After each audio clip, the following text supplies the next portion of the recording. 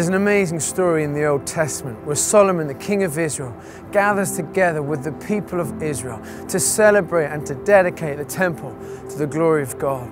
This temple that has taken so many years of planning, dreaming about.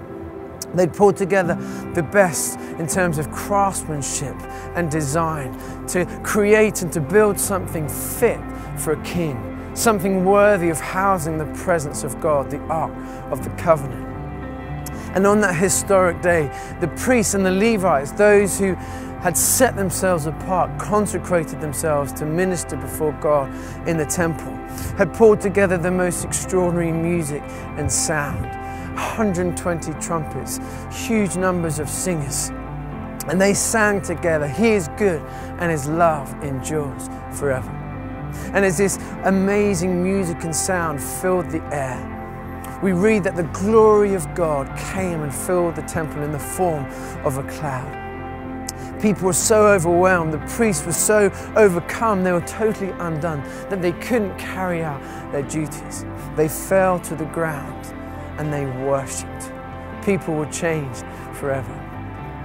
We often think about those people watching that amazing moment. What would they have remembered? Would they have remembered that awe, the moment when they saw the temple for the first time? Perhaps they would have been overwhelmed by the amazing music of the day, possibly. But I think more than anything, the thing that they'd have remembered, the thing that would have been etched in their minds forever, was that moment where God's glory came, where His presence was so tangible that they were changed for eternity.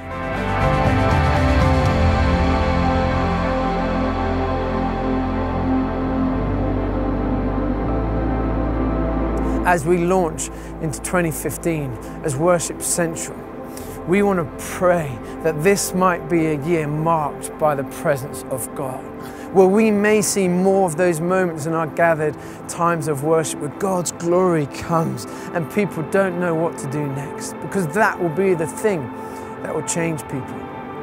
And as leaders, as musicians, as creatives, we need to be a people pursuing Jesus, that He is our first priority, our great passion, our magnificent obsession. Because no song, no sound is really going to change someone's life forever. It's only the presence of God, it's only the Spirit of God that can internally, significantly change someone. And that's going to happen when we pursue Him, when we create and make space for God in our worship. Someone once challenged me that there can be a danger that we get over-fascinated by production and sound and under-fascinated by the presence of God.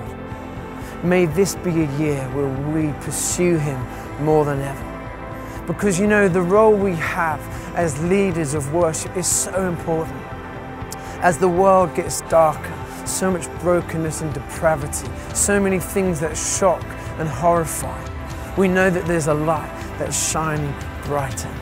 And as we worship, as we acknowledge that Jesus is Lord, He's going to begin to transform cities and nations. There was an old Archbishop of Canterbury, a man called William Temple, who once said, "This world can be saved from political chaos and collapse by one thing, and that is the worship of Jesus." So may your one thing be this year the worship of Jesus. That as we allow ourselves to get consumed by the wonder, the beauty, the magnificence of who He is, that we will lead in a different way. That we will see our congregations coming alive to the reality of Jesus as Lord. And as that happens, not only will we be changed, but people will be changed. And we will experience, like they did at the dedication of the temple, the glory of God in a way that overwhelms and leaves us undone.